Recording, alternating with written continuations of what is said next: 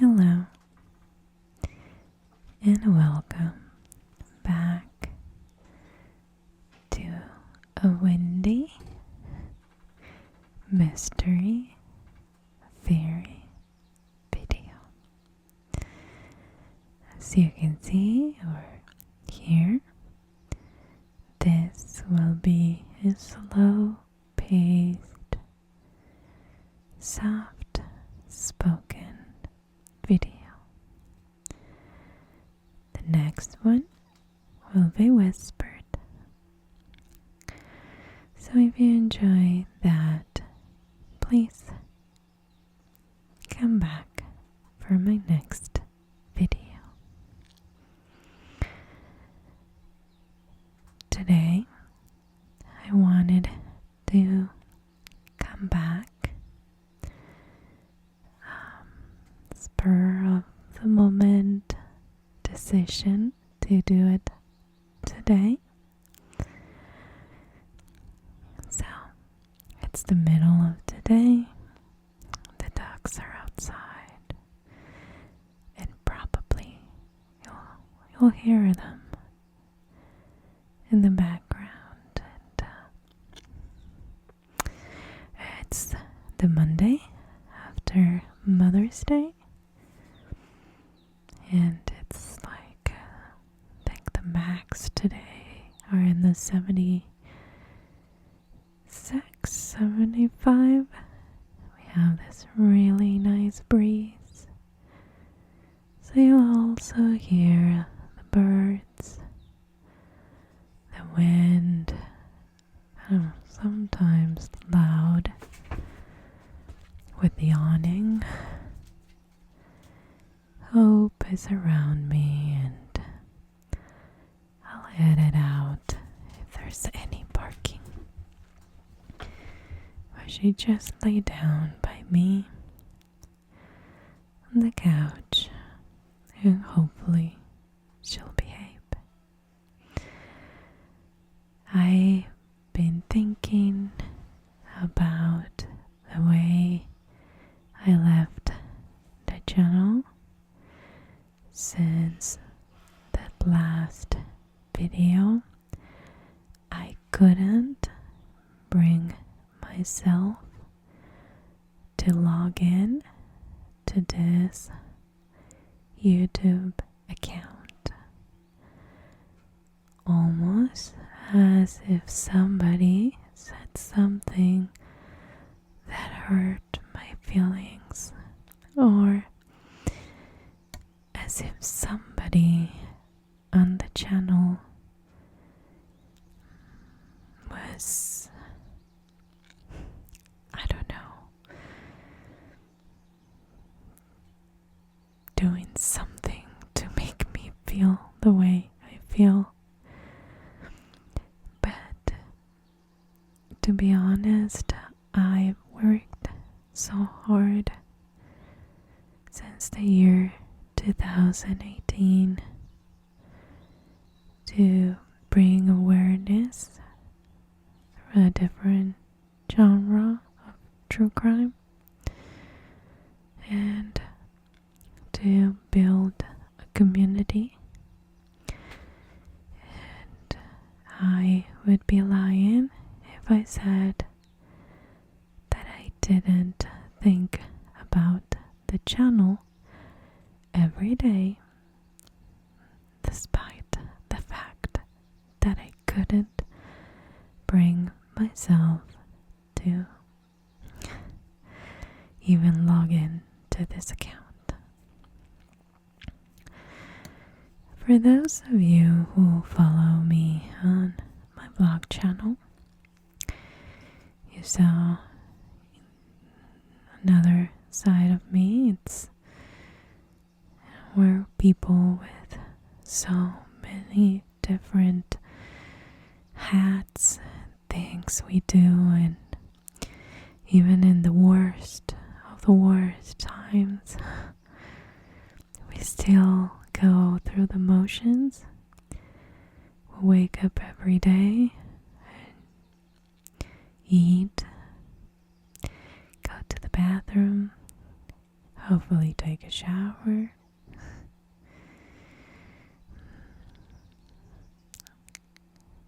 Despite what you're going through, it's literally hurting you.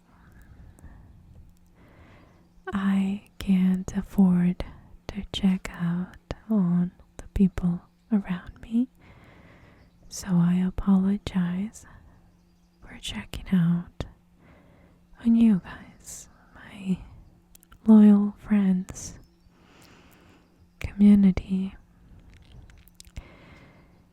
my kind of people, as I refer to you guys when I talk to other people.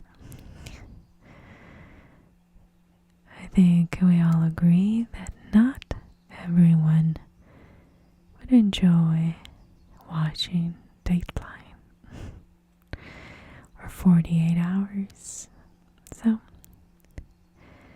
explaining or finding somebody that will enjoy ASMR and true crime in a mix, it's quite a jewel in my book. So I apologize, and I want to start with that.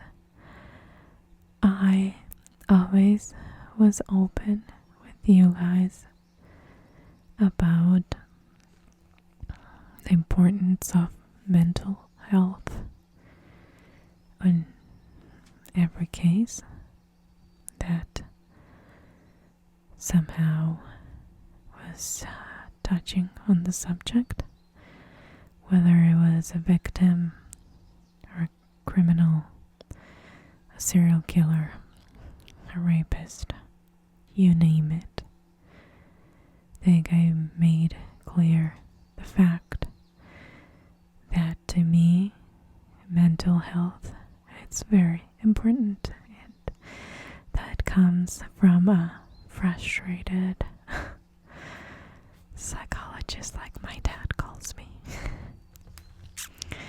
That's what I wanted to major in when I graduated, and fortunately and unfortunately, I moved to the US and figured it out here that college is not free. Not in the US.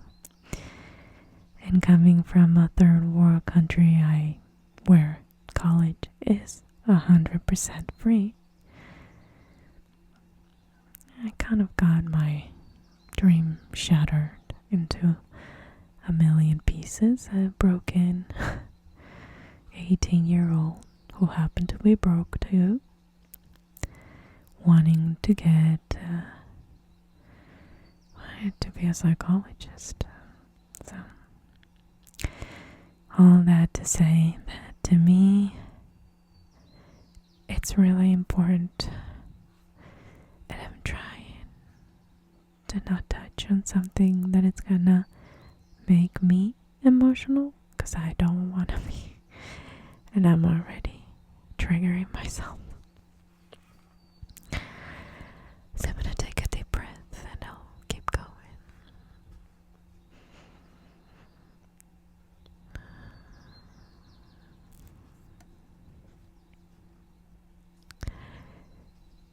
As important as it is mental health, I've always been open about my personal struggles with anxiety. I've shared with you before. A therapist once told me or described me as a highly functioning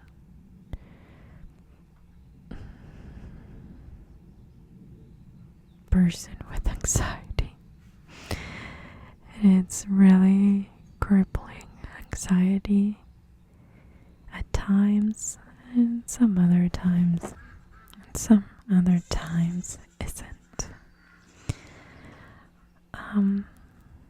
I think I shared on the channel about our car accident right before Christmas.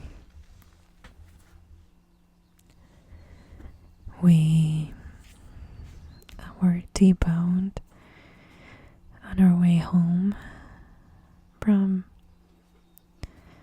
the Bay Area in Oregon.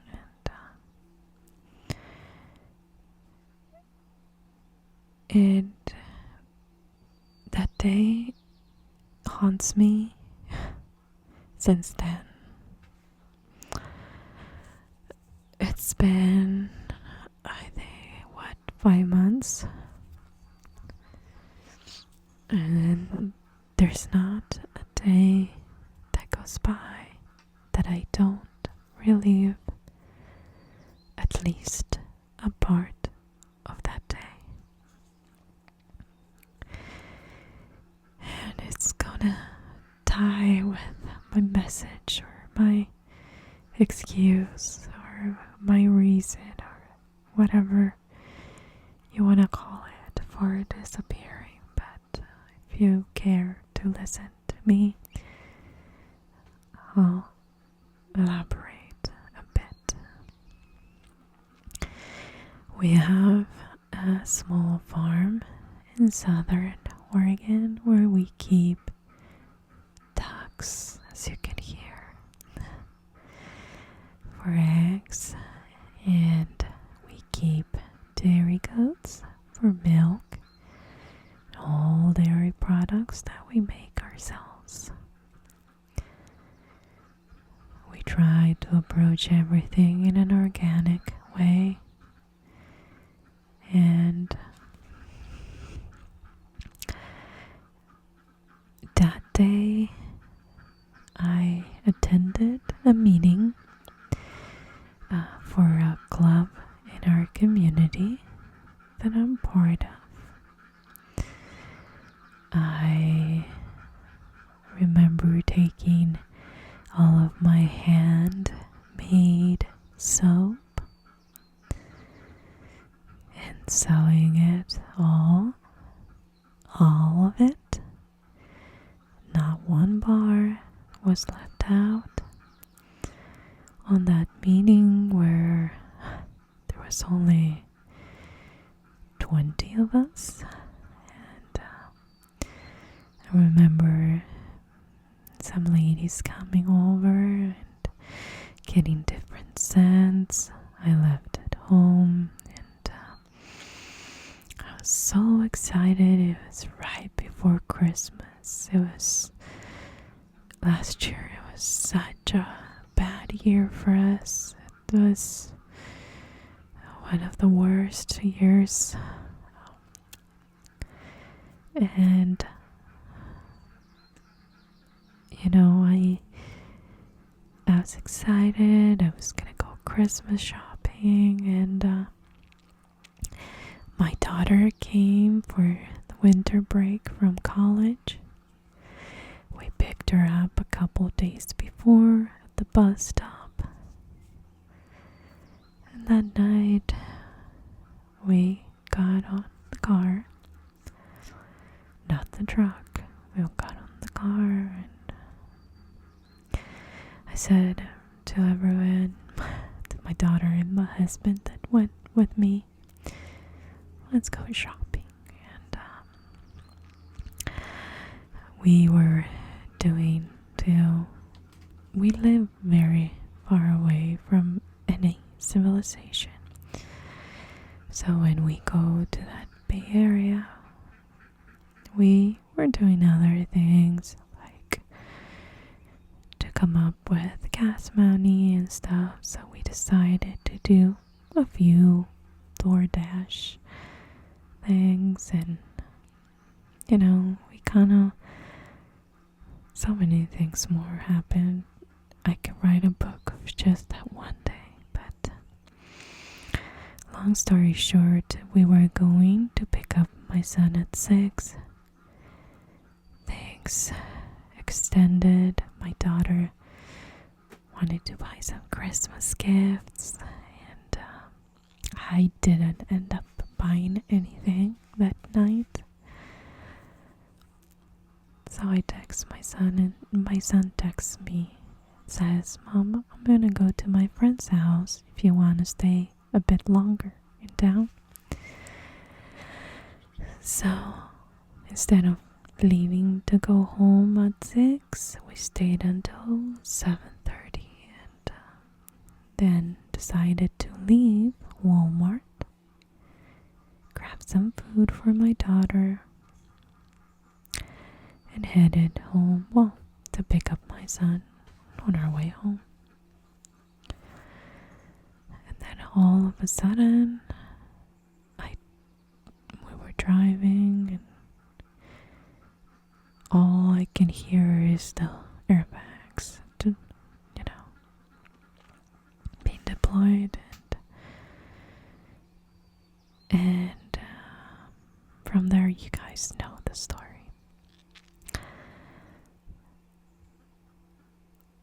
Unfortunately, since that day, I've been experiencing this crippling PTSD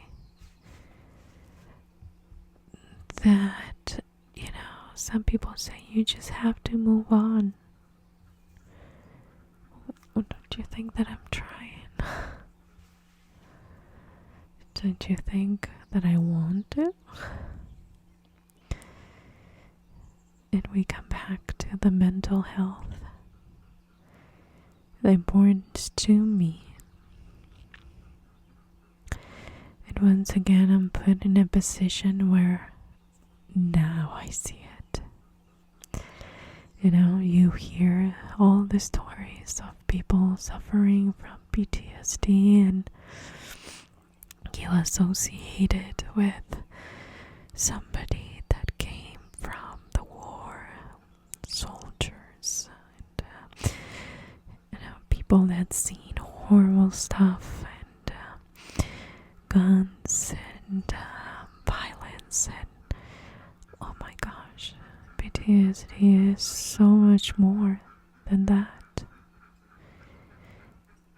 PTSD is one of those things that can literally rewire your brain for every situation to come for the rest of your life.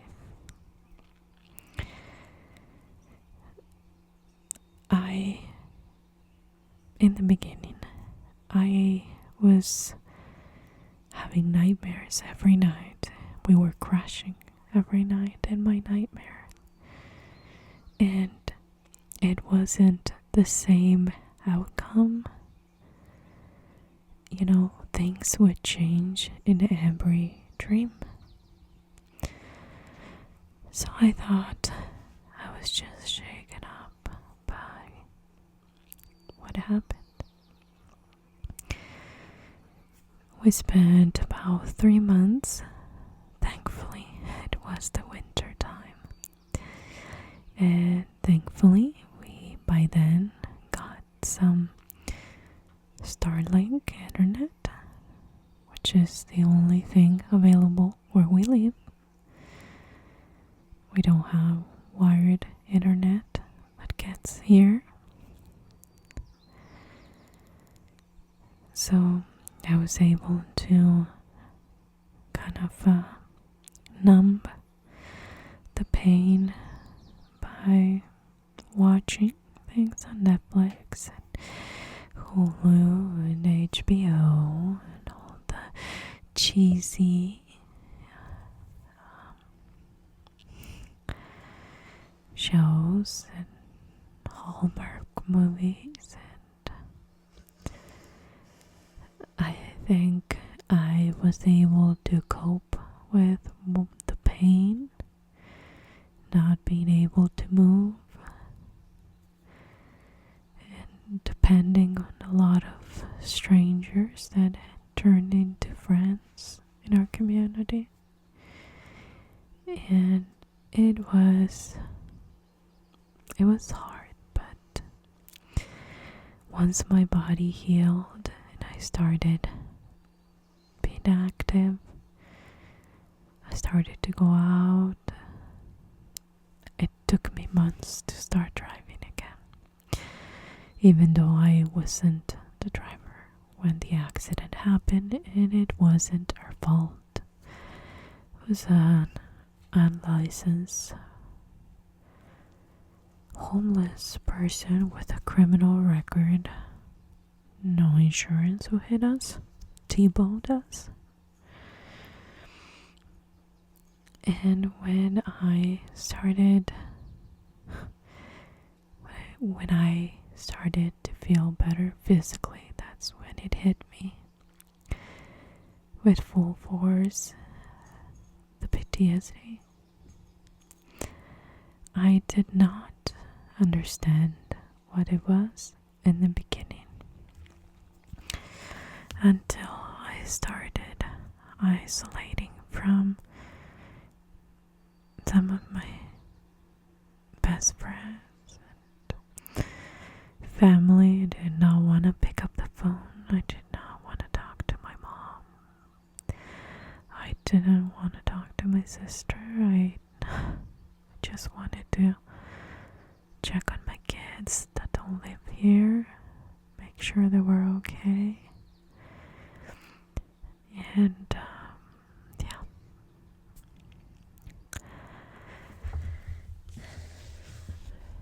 Every time my husband closed the door of the car, every time somebody's doing some shooting practice, every time there's a heavy machine working, it's just this horrible thing that comes through my head. And it's like a movie that you can't close your eyes to. And even if you're able to stop yourself from seeing those images, you're not able to control the way you feel. And it's such a crippling thing. And so I thought that I needed some time. I closed my Patreon account because I was not able to fulfill, what comes with that.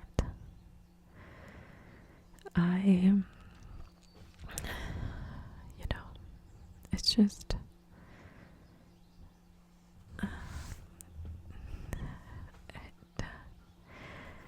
I just wanted to disappear. I wanted to disappear, and I wanted people not to be able to find me. I wanted to, I don't know what I wanted, honestly. But every time I started researching a true crime case, and something would trigger something in my head, and I just couldn't do it. Now I wish I could say I am a new person, and that doesn't happen, and that's over and done. And but part of my recovery is dealing with the things that trigger me and not avoiding them.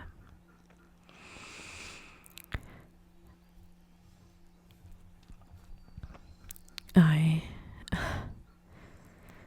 have so many things to tell you. I accepted this big job in our community that I will start sometime in the fall.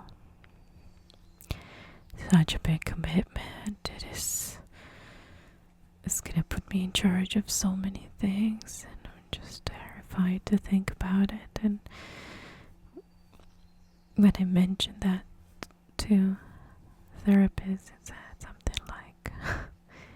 good. That's exactly what you need.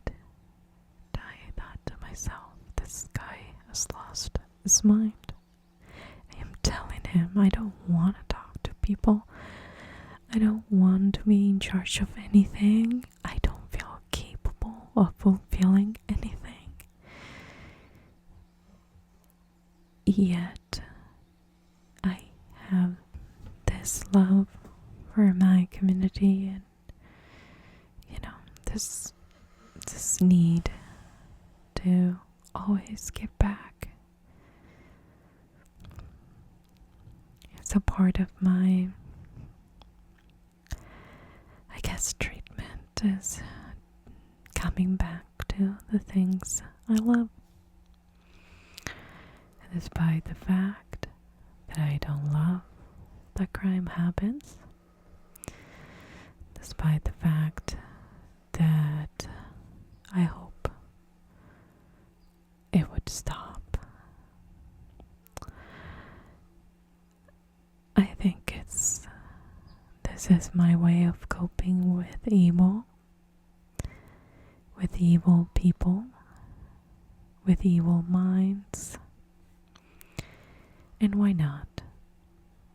Not evil people, but people with issues or dealing with mental illness or dealing with things that others don't seem to think they're real. I really miss having the interaction with you guys and having this conversation. Mysteries, things that I don't understand, that keep me going in life. They truly do. But despite having a schedule I set for myself, in some cases that I've researched, I would truly appreciate if you enjoy my content, if you enjoy the channel, or for whatever reason you come back to the channel. I would love to see your support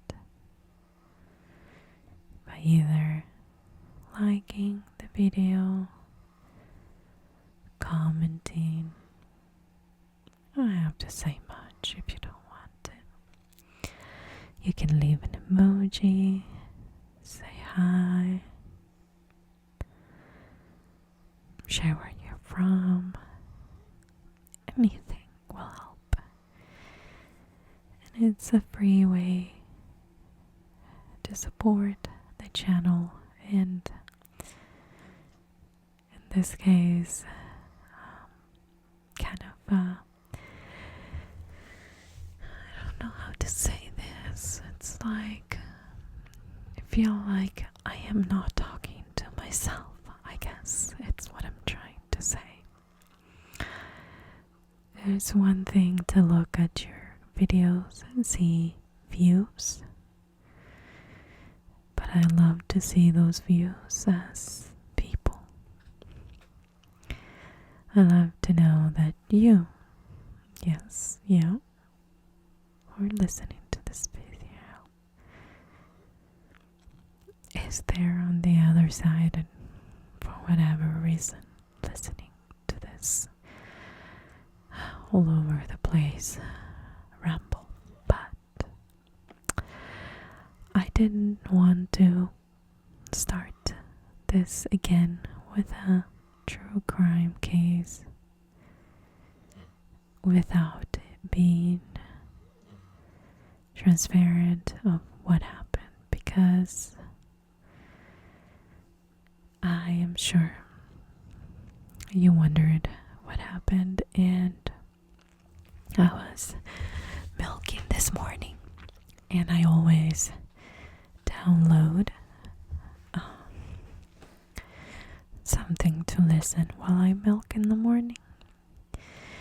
I was listening to this podcast where they were talking about this YouTuber who disappeared after making a video about how she was approached by a cult, or how she knew about a cult. I don't know. But then she never posted again on social media. She went radio silent, and people started thinking that she died. And everyone was really worried, and I thought to myself, oh, I hope that's not the case for my channel. I never want to make anybody worry about me. I think we all have enough in our lives to even think about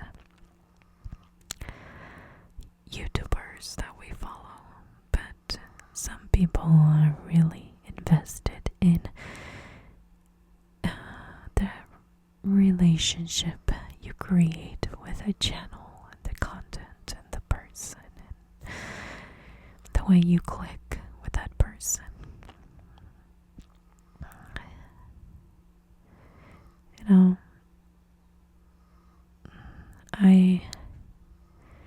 I think if I ever, I was asked this recently, and I'm gonna share it with you, but I was asked, how would you like to be remembered, And I think we all want to be remembered in different ways by different people. Maybe at work, you want to be remembered as a kind person, as a good worker, somebody who listens, or having a positive attitude. And then with your kids, you want them to remember other things about you. And, and for the most part, I think I've done a lot with the family side. That I think that if that happened to me, I've really dedicated my life to make every moment memorable and into something you can look back and feel warm and fuzzy about it. And I really tried my best with all of my kids. And I hear it from them. Mom, do you remember this? And do you remember that? And I'll tell you a story before I make my point. But I was talking to my daughter, who was staying with me here where we live in the farm. In 2020, my husband had to stay in Utah, finish his contracted work and his things. And we lived here 9 months with my kids, and we slept on my bed with my daughter, who now is in college. But back then, I think she was a junior. She must have been in high school. And I remember that first summer was so hot. And we had no power, we had no water, and basically we had a generator, and we did the best we could. But no AC, just a couple of fans, and worked outside on the garden. And I remember that summer as a hot summer, and I was talking to her I don't remember when exactly, but she remembers how cool it was when we went to bed and opened the windows of the room, the blinds, and how cool it was at night. Like the cool summer nights. That kind of tells you a little bit of how, living intentionally and trying to make the best out of a hard situation can turn into a really memorable time for those around you. And so coming back to the question, how would I like to be remembered? And I think if that was to happen, I will love my public person on the internet to be remembered as somebody that had a lot of problems and that did the best that she could to enjoy life despite those problems. I think we must find in our hearts the ability to understand that a mental illness is as painful, if not more, as a back surgery or a broken bone or arthritis. Sometimes we think that mental illness is painless. It's something you feel. But if you struggle with that, you know that your mental struggles turn into physical troubles. You can get physically sick because of the way you absorb your emotions and your feelings and your loneliness, because clearly nobody else understands. Clearly everyone else has a perfect life. Clearly everyone else has a good life, but you and me.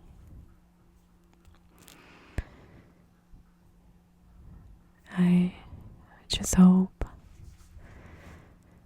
that there's a way to make people understand how important it is to treat mental illness, to treat not only the big ones as schizophrenia or panic attacks or those things that sound scary and you clearly are dangerous according to some people, but depression and anxiety and PTSD, those things really hurt. They're crippling. And I think we have to find a way to help each other through our individual problems and health issues we're going through, without pointing fingers at who's got it worse. I never wanted to go through my life showing the face that, everything is alright.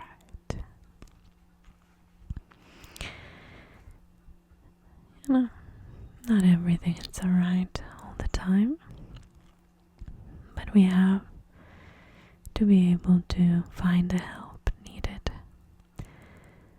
to face what scares us, what really scares us, and what really put us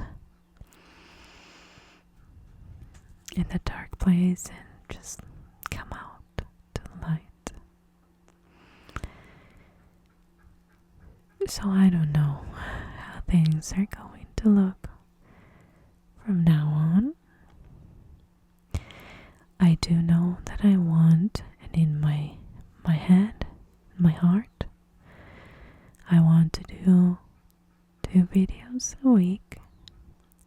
One soft-spoken and one whispered. In that way, I can please different people that enjoy different deliveries. I'm also we're planning to incorporate some story times. And if you're interested, I'll share some of those with you that I think could make an impact or could help you see something, or maybe my bad experiences can, help you in any way. But I'm still going to stick to true crime with some extra story time when time allows. For now, I would love to read you in the comments. She would love to read you in the comments too. Did you know that that's an actual duck? The ones that scream like that are females. And the ones that hiss, those are drakes. They're very quiet compared to this loud girls. But I think it's gonna be some kind of booster to be able to read you guys in the comments, and I am going to hold my side of this relationship and share that content that I do enjoy sharing, and use it as part of my therapy, and hopefully show you that, running away from what scares us, it's never going to make our fears go away. And there are different cases. It would not look. There's a couple of people that scare me to death that I would not want to see in my life ever again. I can totally do without them. But we haven't gotten there with my therapist, so maybe. I hope not. I'm rambling. I just want to say I missed you. I love you guys.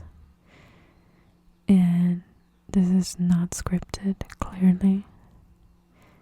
It's from my heart. It's what I wanted to share with my most loyal subscribers, friends. Thank you to Nikki and Robin who've been popping here and there on my other channel. I truly appreciate each and every one of you. I hope you're as excited as I am being back. And I hope to read you in the comments down below. Hope is snoring, listen.